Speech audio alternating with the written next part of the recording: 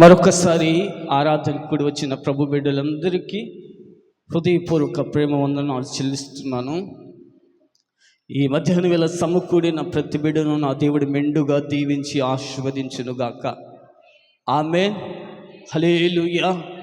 నేటి వాక్య ధ్యానాంశముగా కొద్ది మాటలు శ్రద్ధ కలిగి కొంత సమయము దేవుని మాటలు వినాలని, దేని మీద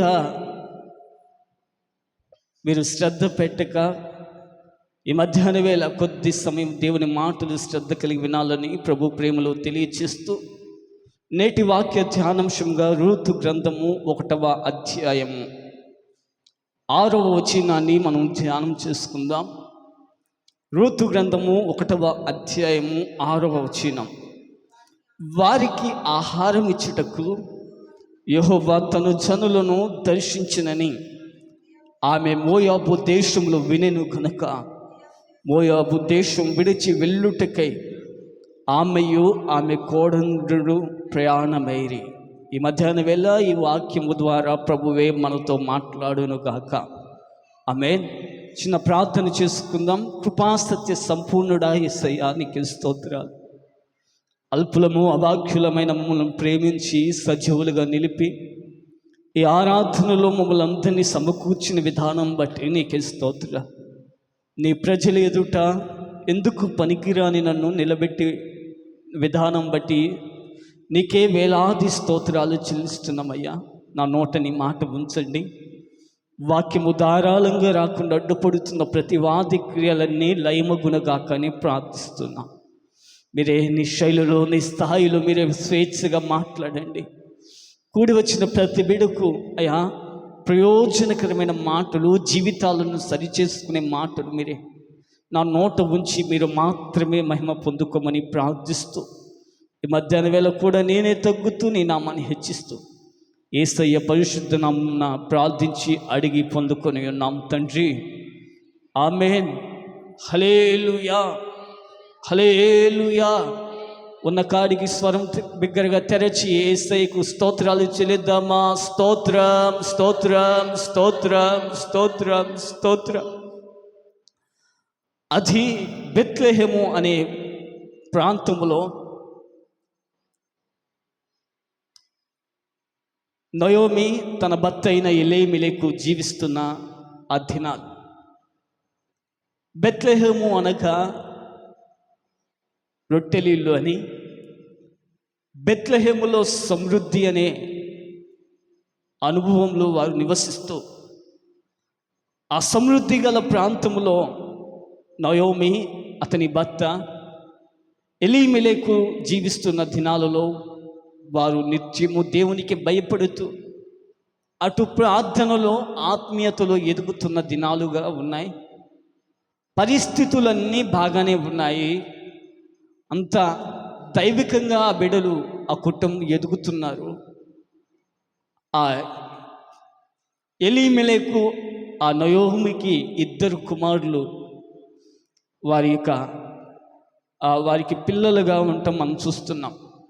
అంత బాగానే ఉంది. ఆ బెత్లెహేము పురంలో నివసిస్తున్న ఆ కాలంలో దైవికంగా ఇటు దైవికంగా ఎదుగుతున్నారు, అటు పరిస్థితులన్నీ అన్నీ చక్కగానే ఉన్నట్లు మనం చూస్తున్నాం. కానీ అనుకోని విధంగా, వారు ఊహించని విధంగా ఆ బెత్లెహేము అనే ప్రాంతంలో కరువు అనేది ఏర్పడిందట. కరువు వచ్చినప్పుడు ఆ ప్రాంతానికి ఆ యొక్క నయోమి తన యొక్క భర్త అయిన ఎలీమెలెకు ఆ 2 కుమారులను తీసుకుని, ఈ కరువు వచ్చిందే, ఈ కరువులో మనం ఈ ప్రాంతంలో నివసించటం అంత యోగ్యమైనది కాదు, అంత యుక్తమైనది కాదు, ఇక్కడ ఉంటే మన పరిస్థితి ఎలా ఉంటుందనే భయపడిపోయి కంగారు పడిపోయి ఆ యొక్క నయోమి తన యొక్క భర్త ఎలీమెలెకు 2 కుమారులు ఆ యొక్క బెత్లెహేము అనే ప్రాంతాన్ని విడిచి, సమృద్ధి గల ఆ ప్రాంతాన్ని విడిచి మోయాబు అనే దేశానికి వారు ఆ యొక్క కరువు కాలం ముందు వెళ్ళినట్లుగా మనం చూస్తున్నాం. మోయాబు దేశము అంటే దేవుడు అసహించుకున్న దేశము. మోయాబు దేశం అంటే దేవునికి ఆ యొక్క ఇష్టము లేని ప్రాంతం. ఈ బెత్లెహేములో నివసిస్తూ ఉండగానే అదేమో సమృద్ధి గల ప్రాంతము. అనుకునే విధంగా కరువు అనేది వచ్చినప్పుడు వారేమో మా దేవుడు ఎంతకాలము పోషించాడో నా దేవుడు ఏం తక్కువ చేయడో అన్న ఆలోచన వారికి రాకుండా ఈ కరువులో ఈ ప్రాంతంలో ఉంటే మా పరిస్థితి ఎలా ఉంటుందని భావించి వారు దేవుడు శపించిన ఆ దేశానికి, మోయాబు దేశానికి వారు పయనమై వెళ్ళారు. వెళితే అక్కడ ఆ వెళ్తమే ఆ మోయాబు దేశంలో స్థలాలు కొనుక్కున్నారు, ఒక చక్కని ఇల్లు కట్టుకున్నారు. అంతా బాగానే ఉంది. అటు ఆర్థికంగా ఆస్తిపాస్తులన్నీ సంపాదించుకున్నారు, అంతా బాగానే ఉంది. నయోమి, ఎలీమెలెకు అతని కుమారులు ఆ ప్రాంతంలో స్థిరపడిపోయి అంత బాగుండి పరిస్థితులన్నీ చక్కగానే ఉంటున్నాయి అని అనుకున్నారు. కానీ ఆ యొక్క ఒకానొక దినాన దేవునికి ఇష్టము లేని, దేవుడు శపించిన ఆ దేశంలో వీరు అడుగుపెట్టిన ఆ సందర్భంలో అంత బాగానే ఉంది పరిస్థితులు, నిత్యము సంతోషముగా ఆనందముగా వారు జీవిస్తున్నారు. కానీ ఒకానొక దినాన ఆ కుటుంబానికి యజమానుడు ఆ ఎలీమెలెకు అనుకొనని విధంగా ఎవరు ఊహించలా, ఎవరు తలంచలా, అలాంటి ఊహకు అందని విధంగా ఆ నయోమి భర్త అయిన ఎలీమెలెకు ఒక్కసారిగా చనిపోవటం అనేది జరిగింది. అప్పటికైనా వారికి ఆలోచన అనేది రాలేదు. బెత్లెహేములో అంతా సమృద్ధి, బెత్లెహేములో అనగా రొట్టెలు ఇల్లు, ఆ ప్రాంతంలో ఉంటే మన దేవుడు మనల్ని పోషిస్తాడు, మన దేవుడు ఏది తక్కువ చేయడు అన్న ఆలోచన అప్పటికైనా రాలేదు. కానీ తన భర్త అయిన ఎలీమెలెకు చనిపోయిన పరిస్థితుల్లో కూడా అటువంటి ఆలోచన లేకుండా అక్కడే ఆ మోయాబు దేశములోనే ఆ నయోమి తనకున్న పిల్లలను పట్టుకుని నివాసం చేసినట్లుగా మనం చూస్తున్నాం. అక్కడున్న ప్రజలంతా తన ఇంటికి వచ్చిన పరిస్థితుల్లో విధవరాలుగా ఉండి తన పిల్లలను, 2 కుమారులను చూసుకుంటున్న ఆ సందర్భంలో అక్కడున్న ప్రజలంతా అన్నారంట, పిల్లలు వివాహ వయసుకు వచ్చారు, వివాహము చెయ్యాలి అని అంటే ఆ పెద్దల మాటలను అంగీకరించి నయోమి ఏం చేసిందంటే వివాహ వయసుకు వచ్చిన ఆ పిల్లలకు వివాహం సమకూర్చి వివాహం జరిగించిందట. అంతా బాగానే ఉంది. ఒక పక్క భర్త చనిపోయాడు, పెద్ద దిక్కు అనేది కోల్పోయారు. ఆ బాధను దిగమింగుకుని వివాహము చేసి ఆ పిల్లలకు వివాహము చేసి అంత పరిస్థితులు బాగానే ఉన్నాయి అని అనుకుంటున్నారంట. మరలా అన్ని చక్కబద్దు ఆ బాధలన్నీ దిగమింగుకుని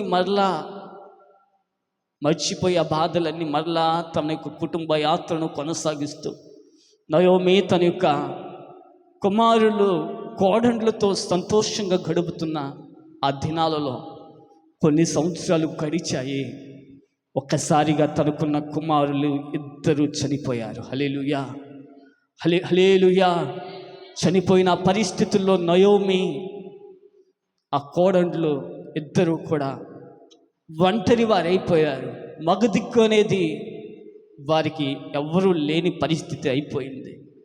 అప్పటికైనా ఆలోచన వచ్చిందా, ఎందుకు ఇవన్నీ జరుగుతున్నాయి, ఎందుకు మన పరిస్థితులు ఇలా మారిపోతున్నాయని అనుకోలా. ఎందుకంటే వారు ఉన్నది ఏ దేశం, మోయాబు అనే దేశంలో ఉన్న ప్రజలకు అలాంటి ఆలోచనలు అనేవి రానే రావు. అలా నివసిస్తున్న ఆ యొక్క బాధలన్నీ దిగమింగుకుని నివసిస్తున్న దినాలలో ఆ నోట ఈ నోట పడి అనేకులు అనుకుంటున్నారంట. ఆ మోయాబు దేశంలో ఏమని అనుకుంటున్నారంటే 1వ అధ్యాయం 6వ వచనంలో మనం చూసినట్లుగా వారికి ఆహారం ఇచ్చుటకు యెహోవా తన జనులను దర్శించినని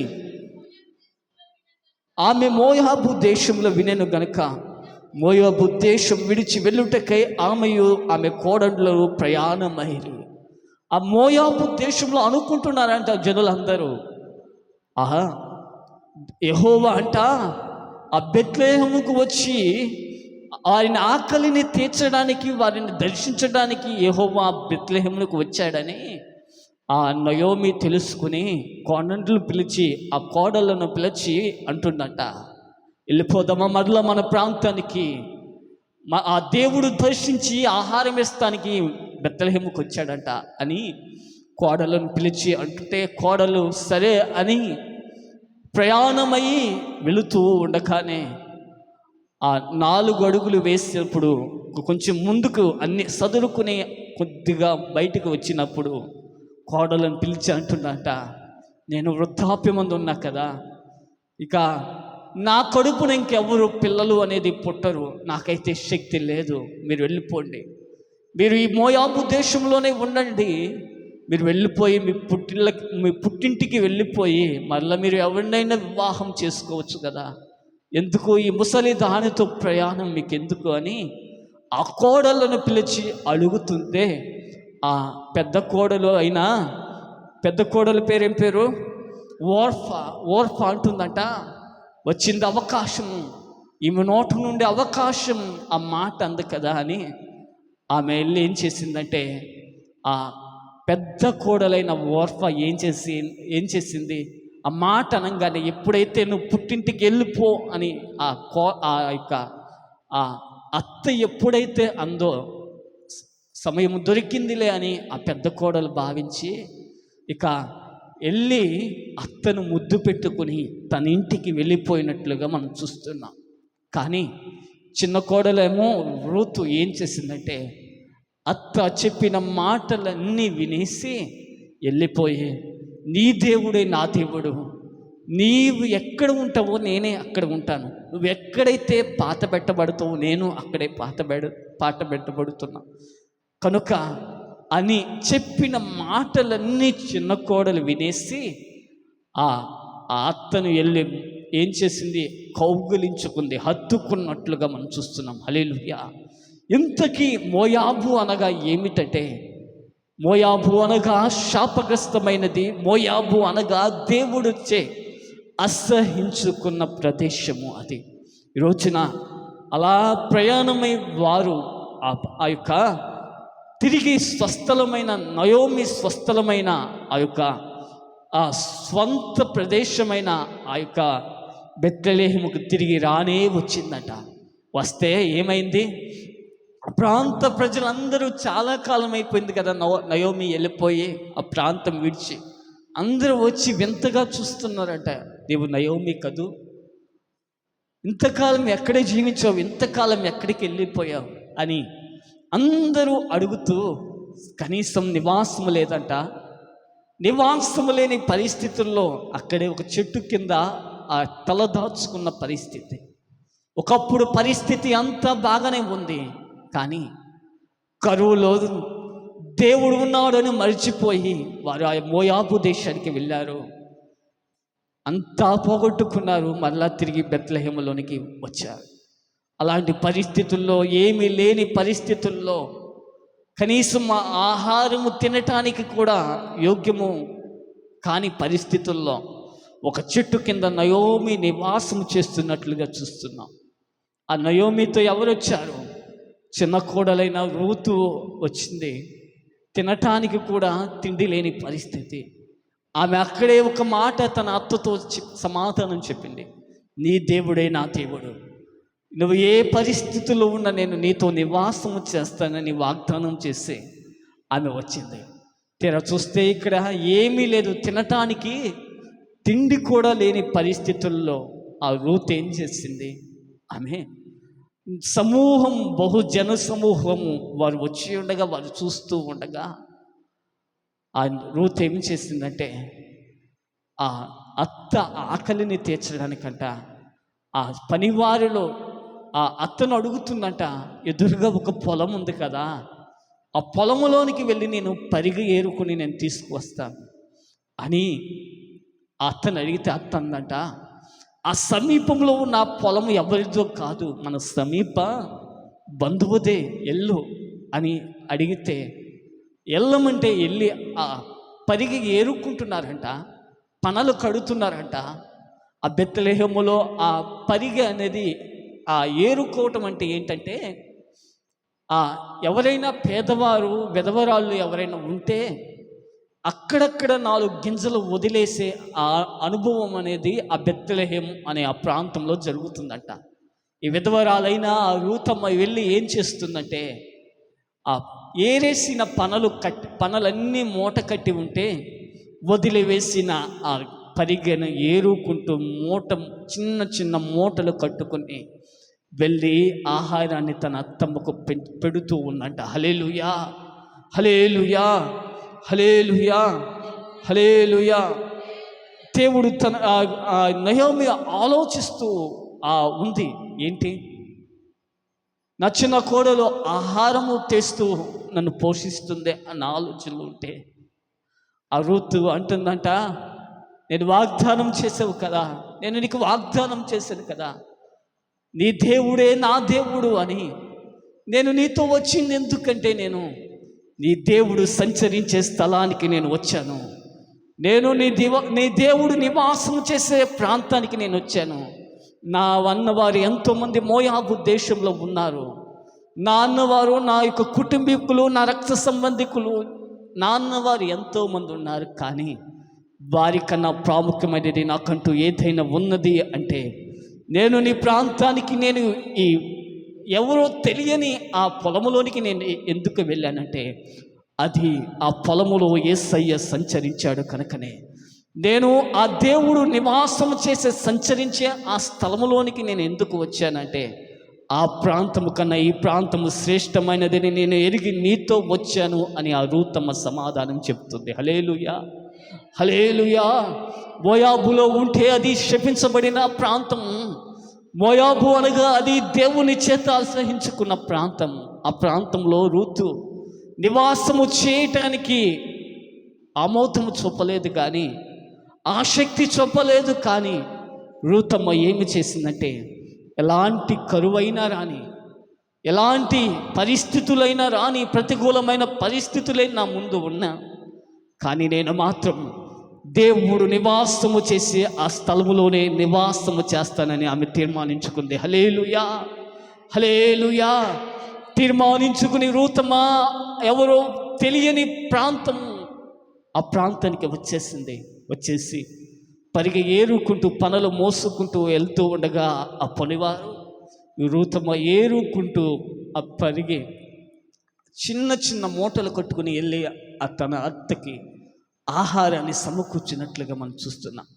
ఈ రోజున ఆ పొలము అనేది దేనికి సాదృశ్యంగా ఉందంటే, సంఘానికి సాదృశ్యంగా ఉంది. హల్లెలూయా, హల్లెలూయా. ఆ సంఘం అనగా ఏమై ఉందంటే, ఆయన నివాసము చేసి సంచరించే స్థలమైంది. హల్లెలూయా, హల్లెలూయా.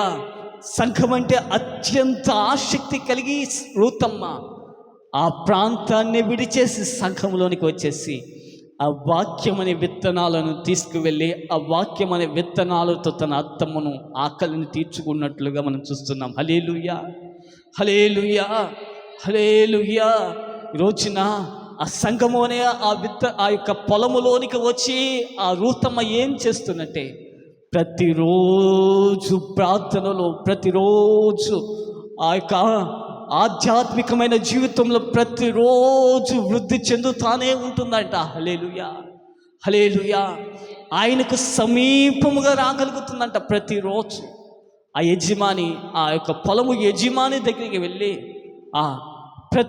అడుగుతుందంట, అయ్యా నాకు ఇలా ఆకలిని తీర్చుకోలేని అనుభవం అని అడుగుతూ ప్రతిరోజు ఆ దేవాది దేవుని దగ్గర ఎద్దుకు సమీపంగా రాగలిగిందంట. అలా సమీపంగా రాగలిగి ఆ యొక్క ఒక ప్రాంతం విడిచి ప్రాంతం వచ్చేసింది. తనవారు, నా అన్నవారు ఎవరూ లేని ఆ ప్రాంతంలో నీ దేవుడే నా దేవుడు అని వాగ్దానం చేసి, ఎటువంటి ప్రతికూలమైన పరిస్థితినైనా నేను నీతోనే నివాసం చేస్తానని వాగ్దానం చేసి వచ్చేసింది. కానీ నా దేవుడు విడిచిపెట్టలా. ఎప్పుడైతే ఆ పొలములోనికి వెళ్ళి పరిగి ఏరుకుంటుందో, మొదట చిన్న చిన్న మూటలే అయినా నా దేవుడు ఎప్పుడైతే ఆమె ఆశను నా దేవుడు చూశాడో, పరిగి ఏరుకుంటున్న పొలానికి నా దేవుడు యజమానురాలిగా మార్చేశాడంట. హల్లెలూయా, హల్లెలూయా. ఆమె జీవితము మారిపోయింది. అప్పటి వరకు కొంచెము మూటలే, కొంచెము ఆహారమే వారికి దొరికింది. కానీ ఎప్పుడైతే పొలములోనికి, ఎప్పుడైతే ఆ బెత్లెహేము అనే ఆ గ్రామములు, ఆ ప్రాంతంలోనికి ఎప్పుడైతే రూతమ్మ వచ్చేసిందో ఆమె పరిస్థితే మారిపోయినట్లుగా మనం చూస్తున్నాం. ఈరోజున మనము ఒక్కసారి ఆలోచన చేయవలసిన విషయం ఏమిటంటే, మోయాబు అనగా శపించబడిన ప్రాంతము, మోయాబు అనగా దేవునికి ఆయాసకరమైన ఆ దేశము అని. ఆ మోయాబులోంచి ఎప్పుడైతే వారు బెత్లెహేములోనికి వచ్చారో వారి పరిస్థితులన్నీ మార్చబడినట్లుగా మనం చూస్తున్నాం. హల్లెలూయా. ఈరోజున మోయాబు లాంటి అనుభవాలు మన జీవితాల్లో ఏదైనా ఉన్నాయా అని ఒక్కసారి ఆలోచన చేసుకుని, దేవునికి శపితమైన, దేవునికి ఆయాసకరమైన పనులు మనం ఏమైనా చేస్తూ ఉన్నామా? ఆ చేస్తూ ఉన్నంత కాలము కరువులోనే ఉంటాం. అనుకుని ఆ సంభవాలు మన జీవితంలో జరుగుతూనే ఉంటాయి. ఆ దుఃఖము, ఆ యొక్క ప్రతికూలమైన పరిస్థితులన్నీ మనం చూస్తూనే ఉంటాం. కానీ వారు ఎప్పుడైతే ఆ మోయాబును విడిచి ఆ బెత్లెహేములోనికి ఎప్పుడైతే అడుగు పెట్టారో, ఆ పొలము అనే సంఘములోనికి ఎప్పుడైతే చేర్చబడ్డారో, ఆ ఏమీ లేదు అని అనుకుంటున్న ఆ పరిస్థితుల్లోనే ఆ పొలము, ఏ పొలములోనికైతే ఎవరైతే విడిచిపెట్టేసి ఎవరో ఒకరు దానం చేద్దాములే అని అనుకున్న ఆ బిడలు కొంచెం గింజలు విడిచిపెట్టిన ఆ ప్రాంతంలో, ఆ పొలములోనికి పరిగి ఏరుకుంటకి వెళ్ళిన ఆ రూతమ్మ ఆ పొలములోనికి యజమానురాలైపోయినట్లుగా నేను ఆ జీవితంలో కూడా వారు ఊహించలా, వారు అనుకొనలా, అలా అయ్యిద్ది, అలా జరుగుతుందని. ఎప్పుడైతే ఆ మోయాబును విడిచి బెత్లెహేములోకి వచ్చారో వారి పరిస్థితులన్నీ మార్చబడిపోయినట్లుగా. నీవు కనుక మోయాబు లాంటి అనుభవాలు నీ జీవితంలో ఏదైనా ఉంటే, ఆయాసకరమైనవి, దేవునిని దుఃఖపరిచే అనుభవాలు ఏవైనా ఉన్నాయా అని ఒక్కసారి ఆలోచన చేసుకుని తిరిగి మధ్యాహ్నం వేళ బెత్లెహేములోనికి నువ్వు రాగలిగితే నీ యొక్క ప్రతికూలమైన ప్రతి పరిస్థితిని, నీ కరువు అంతటిని ఆయన తొలగించబోతున్నాడు. హల్లెలూయా, హల్లెలూయా, హల్లెలూయా, హల్లెలూయా. ఈరోజున మన దేవుడు ఎలాంటి దేవుడు అంటే సమృద్ధిలో మనల్ని నడిపించే దేవుడై ఉన్నాడు. హల్లెలూయా. వారు అప్పటిదాకా కరువును చూశారు. ఎప్పుడైతే దేవుని పొలములోనికి వచ్చారో, దేవుని సంఘములోనికి ఎప్పుడైతే వచ్చారో, సంఘములోనికి వచ్చి ఎప్పుడైతే వృద్ధి పొందుతూ ఉన్నారో, వారి ఆశను చూసిన దేవుడు విడిచిపెట్టలేదు. వారిని అంతకంతకు ఆశీర్వదించినట్లుగా మనం చూస్తున్నాం. హల్లెలూయా, హల్లెలూయా, హల్లెలూయా, హల్లెలూయా. రోజున అన్ని వదులుకుంది రూతు. ఆ యవ్వన ప్రాయంలో అనేక ఆలోచనలు, అనేక ఆశలు రూతమ్మని వెంటాడుతూనే ఉంటాయి. కానీ రూతమ్మ ప్రభు నివాసము చేసే స్థలము అది భావించింది. ఆ పెద్ద కోడలు వెళ్ళిపోయినట్లు ఈమె కూడా వెళ్ళిపోతే చక్కగానే ఉండేది. కానీ ఆమె అలా అనుకోలేదు. ఆమెలో ఉన్న ఆలోచన ఏమిటంటే, నేను ఎలాగైనా దేవుడు దర్శించే ఆ ప్రాంతానికి నేను వెళ్ళాలి. కరువైనా, ఖడ్గమైనా, ఏదైనా నేను ఆ నివాసంలో, నేను ఆ యొక్క ప్రభువు నివసించే ఆ ప్రాంతంలో నేను ఉండాలని తలంచింది. ఆమె చరిత్ర మార్చబడింది. రోజున నేను కూడా ఆ దినదినము రూతమ్మ ఎలా అభివృద్ధి పొందిందో సంఘానికి వస్తున్నాం. కానీ సంఘానికి వస్తున్న మనం వృద్ధి పొందుతున్నామా? పరిగి ఏరుకుంటకి వెళ్ళింది, విడిచిపెట్టేసి నా గింజలు ఏరుకుంటకి వెళ్ళింది. ఆఖరికి ఎలా మారిపోయింది? ఆ పొలానికి యజమానురాలుగా అయిపోయింది. రోజున నన్ను కదిలిస్తే పొలాను అనే సంఘంలోనికి ఎన్నో సంవత్సరాల నుండి వస్తున్నాం. మనం చెప్పుకుంటాకి అన్ని సంవత్సరాల సీనియర్ అని మనం చెప్పుకుంటున్నాం. కానీ రూతమ్మలాగా అభివృద్ధి పొందిన అనుభవం నీలో నాలో ఏదీ లేదు. ఈ రోజున మన అభివృద్ధి చెందాలని ప్రభు కోరుతున్నాడు. హల్లెలూయా, హల్లెలూయా. అది ఆ రూతమ్మ ఏం చేసింది? ప్రభుకి సమీపంగా రాగలిగింది. ఆ సమీపతను చూసిన దేవుడు ఆమెను విడిచిపెట్టలేదు. హల్లెలూయా, హల్లెలూయా. మోయాబును విడిచి ఇప్పటికైనా బెత్లెహేములోనికి రాగలిగితే ఈ పరిస్థితి మార్చబడుతుంది. హల్లెలూయా.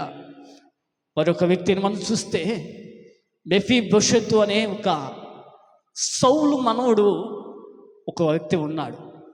ఆ వ్యక్తి లొదెబారు అనే ప్రాంతంలో మాకీరు వారి వెంట తలదాచుకుంటూ ఎవరికి తెలియకుండా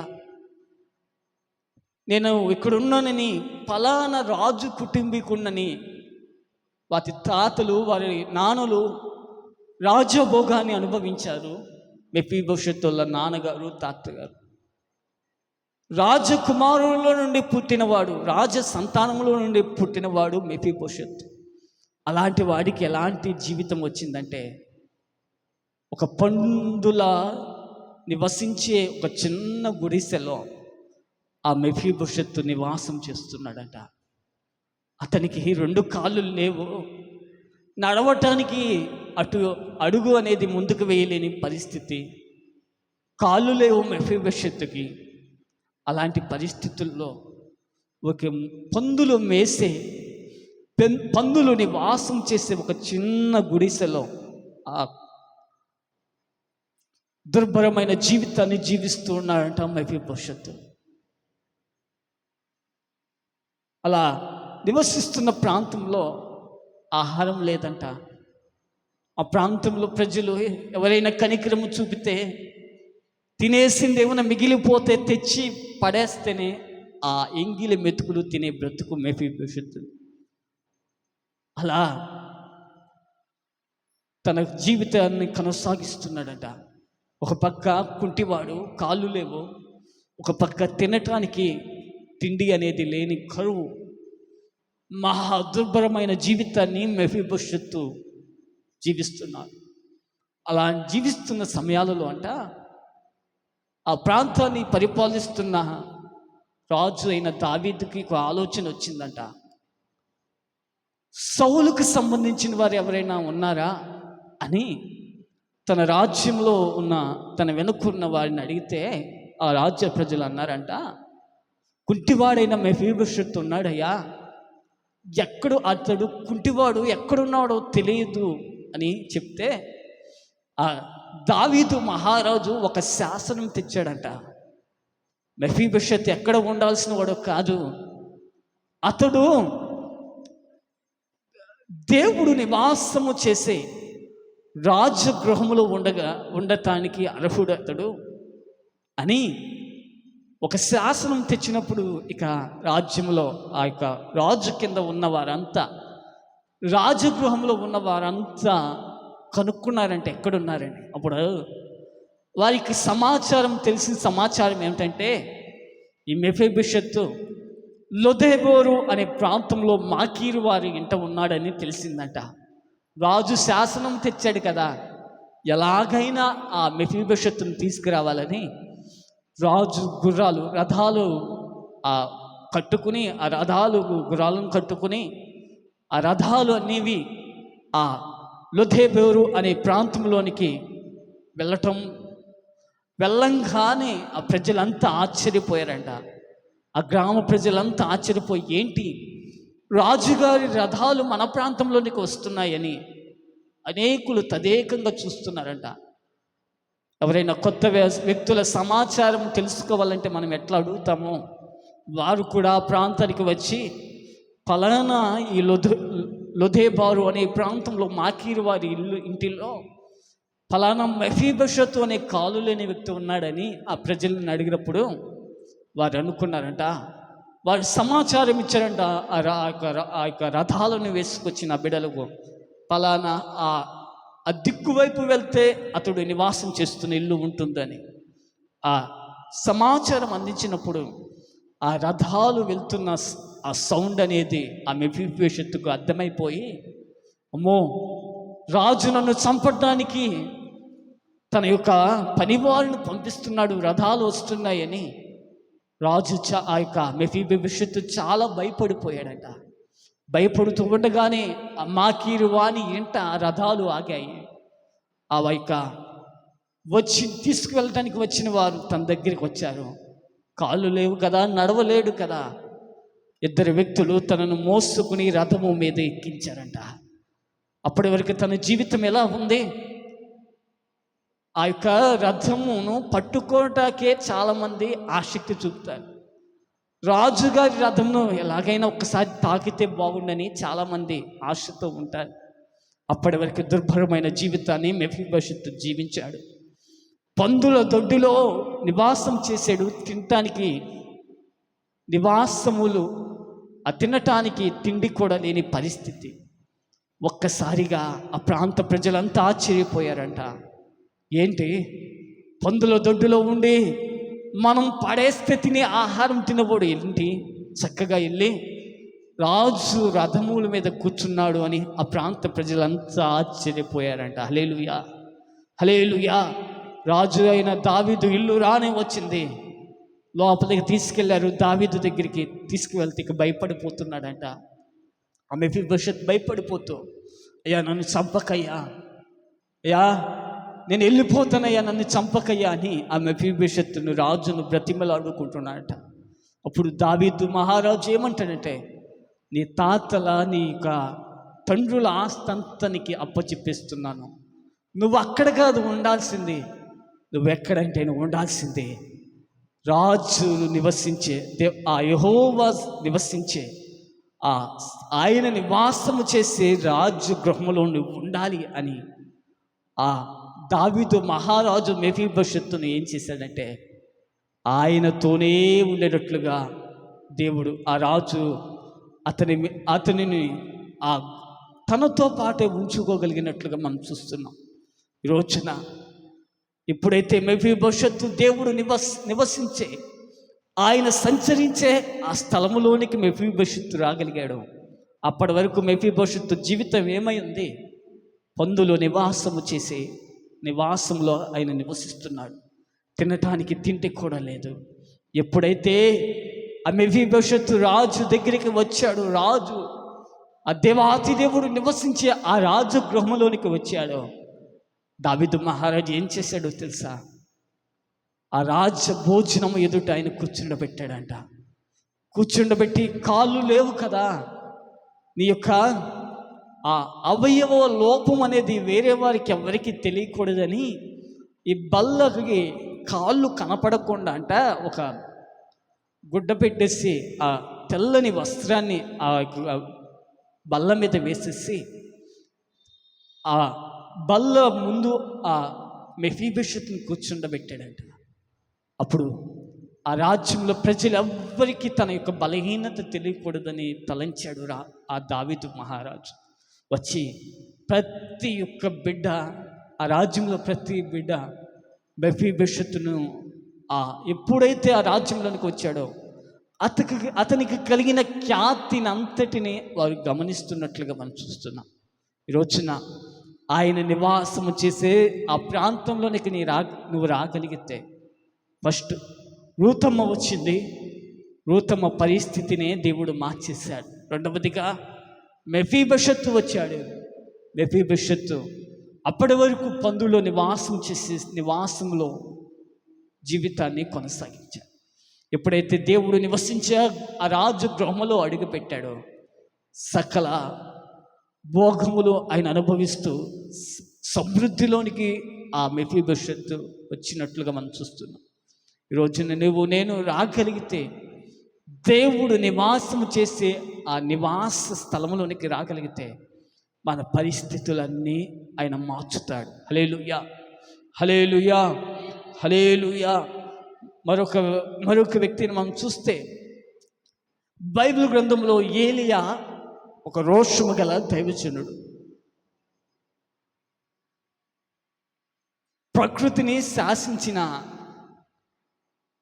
స్థాయి అతనిది.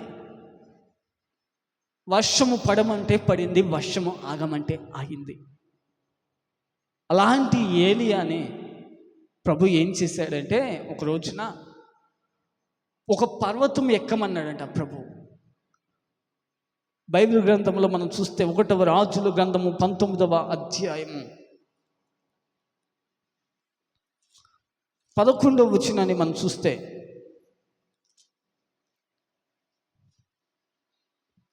నీవు పోయి పర్వతము మీద యెహోవా సముఖమునందు నిలిచియుటమని సెలవిచ్చెను. అంతటి యెహోవా ఆ వైపున సంచరించగా బలమైన పెనుగాలి లేచెను. చాలండి. ఆ పర్వతం మీదకి ఎక్కమన్నప్పుడు ప్రభువు చెప్పాడు కదా, ఏ మాత్రము సందేహించకుండా ఏం చేశాడంటే, ఆయన సంచరించి ఆ పర్వతం మీదకి ఏలియా ఎక్కాడు. ఒక పెనుగాలి అనేది ఏలియా ఎక్కంగానే ఆ పర్వతం మీదకి పెనుగాలి వీచినట్లుగా ఏలియా చూశాడంట. హల్లెలూయా, హల్లెలూయా, హల్లెలూయా. ఒక పెనుగాలి ఆయనను తాకుతున్నట్లుగా ఏలియా అనుభవించాడంట. హల్లెలూయా. ఆయన సంచరించే స్థలాల్లోనికి నువ్వు రాగలిగితే ఆయన నిన్ను తాకుతాడు. హల్లెలూయా. ఆ తాకిడి ఏలియా అనుభవించాడు. అప్పటి వరకు తన యొక్క కన్నీటి బాధల మధ్యలో ఏలియా ఉన్నాడు. ఎప్పుడైతే ఆ పెనుగాలి ఏలియాను తాకిందో ప్రభు మాట్లాడుతున్నాడంట, ఏలియా ఎదుట ఉన్న నీ కన్నీరంతా తొడవబడ్డా ఏలియా, నీ ముందు ఇంకా ఘనమైన సేవ ఉంది ఏలియా, నువ్వు వెళ్ళి ధైర్యముగా వెళ్ళి సేవ చేయమన్నాడంట. హల్లెలూయా, హల్లెలూయా. ఎప్పుడైతే ఆయన సంచరించే స్థలమైన ఆయన మందిరంలోనికి మనం రాగలుగుతామో ఆయన మనలను తాకుతాడు. హల్లెలూయా, హల్లెలూయా, హల్లెలూయా. ఆ తాకిడిని ఏలియా అనుభవించాడు. ఏలియా అనుభవించగానే తన జీవితంలో ఉన్న ప్రతికూలమైన ప్రతి పరిస్థితి అనుకూలంగా మార్చబడిపోయింది. హల్లెలూయా. ఈరోజు నన్ను ఎదుట ఏమి ఉన్నాయి, ఏదైనా ఉన్నా, ఏ ప్రతికూలమైన ఏ పరిస్థితిలో ఉన్నా నీవు ఆయన సంచరించే స్థలంలోనికి రాగలిగితే నీ ప్రతి పరిస్థితిని ఆయన చక్కదిద్దుతాడు. హల్లెలూయా. మొదటి ఎవరు వచ్చారు ఆయన సంచరించే స్థలంలోనికి? ఆ ఊరు కాని ఊరు, ఎవరు తెలియని ప్రాంతంలోనికి నీ దేవుడే నా దేవుడు అని రూతమ్మ వచ్చింది. ఏ పొలములోనికి పరిగి ఏరుకుని చిన్న చిన్న మూటలు కట్టుకుని అత్తముకు ఆహారాన్ని సమకూర్చాలని వెళ్ళిందో ఆ పొలానికి యజమానురాలిగా నా దేవుడు మార్చేశాడు. రెండవదిగా మెఫీబోషెతు ఉన్నాడు, పందులు నివాసం చేసే ఆ ప్రాంతంలో కనీసం తినటానికి తిండి కూడా లేని పరిస్థితి. ఎప్పుడైతే దేవుడు సంచరించే రాజగృహంలోనికి వెళ్ళాడో అతని స్థాయి మారిపోయింది.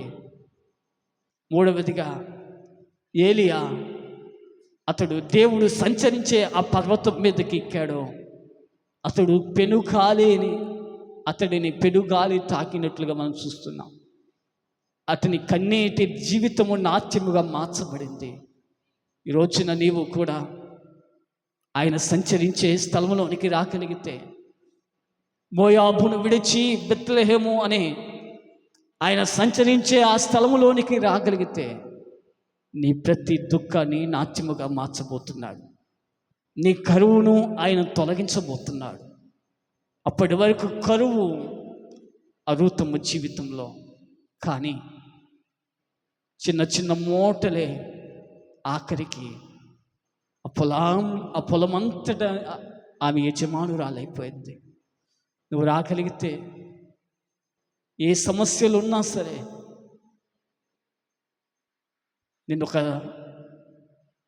ఉన్నతమైన స్థితిలో దేవుడు నిలపాలని ఆశపడుతున్నాడు. ఎవరు ఊహించలా రూతమ్మ ఆ పొలానికి యజమానురాలైపోతుందని? ఎవరు ఊహించలా మెఫీబోషెతు ఆ రాజు గృహములో ఆ రాజు ఎదుట రాజు ప్రక్కనే ఉంటాడని? ఎవరు ఊహించలా ఏలియా మరలా ఘనమైన సేవ చేస్తాడని? నువ్వు అనుకుంటున్నావు చిన్న చిన్న పరిస్థితులకే ఇలా ఇక అయిపోయింది, చిన్న చిన్న అనారోగ్యాలకు నువ్వు అయిపోయిందని అనుకుంటున్నావు. కానీ నా దేవుడు కోరుకుంటున్నాడేమంటే, నువ్వు మరలా ఆయన సంచరించే స్థలంలోనికి రాగలిగితే నీ కరువు అంతటిని దేవుడు తీర్చబోతున్నాడు. నువ్వు ఏ పొలముల్లోనికి ఆ రూతములాగా పనికి వెళ్తున్నావో ఆ పొలానికి నువ్వు యజమానురాలు అయిపోయేటట్లు దేవుడు చేస్తాడు. ఆయనకు అసాధ్యమైందంటూ ఏదీ లేదు. ఆయనకు సమస్తము సాధ్యమే. ఆయనకు ఆశ్చర్యకరుడు అని ఆయనకు పేరు.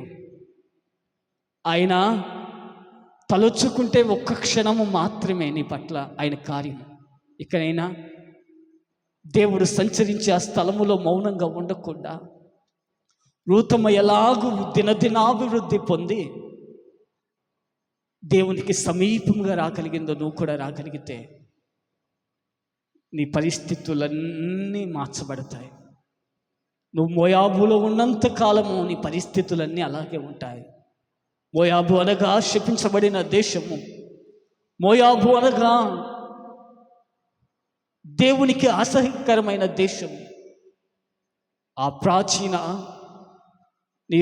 నీ పనులు నువ్వు చేసుకుంటూ దేవునికి ఇష్టము లేక నువ్వు జీవించినంత కాలం ఏ కార్యాలు నువ్వు చూడలేవు. నువ్వు బెత్లెహేముకు రాగలిగితే ఈ మధ్యాహ్న వేళ, దేవా ఇకనైనా నా జీవితాన్ని సరి చేసుకుంటాను, నేను నువ్వు సంచరించే నీ ప్రాంతానికి నేను వస్తానయ్యా. ఆ రూతమ్మ ఎలా వచ్చింది అన్నింటినీ విడిచి, యవ్వన ప్రాయంలో అనేక ఆశలు అనేక కోరికలు ఉంటాయి, అవన్నీ తృణప్రాయంగా పక్కన పెట్టేసింది. నీ దేవుడే నా దేవుడని రూతమ్మతో చెప్పింది. ఆ దేవుడిని ఆరాధించే స్థాయిలోనికి రూతమ్మ వెళ్ళింది. ఆమె జీవితం మార్చబడిపోయింది. నీ జీవితం కూడా ఆ రూతమ్మ జీవితంలో, మెఫీబోషెతు జీవితంలో, ఒక ఏలియా జీవితంలో నువ్వు మారిపోవాలని కోరుకుంటే నువ్వు చేయవలసింది ఏమీ లేదు. ఎవరి పాదాలు మొక్కవలసిన అవసరత లేదు. ఎవరి దగ్గరికి వెళ్ళవలసిన అవసరత లేదు. ఈ మధ్యాహ్న వేళ వాక్కు విని ఉండగా దేవునికి సమీపంగా రాగలిగితే, ఆయన సంచరించే ఆ ప్రాంతంలోనికి రాగలిగితే, ఇక్కడ నీ కన్నీటి బిందువులను ఆయన తుడిచివేస్తాడు. ప్రతిరోజు నీ నోట నవ్వును అనుగ్రహిస్తాడు. ఒక తీర్మానం చేసుకుని బయటికి వెళ్దామా? చిన్న ప్రార్థన మోకరించి అందరూ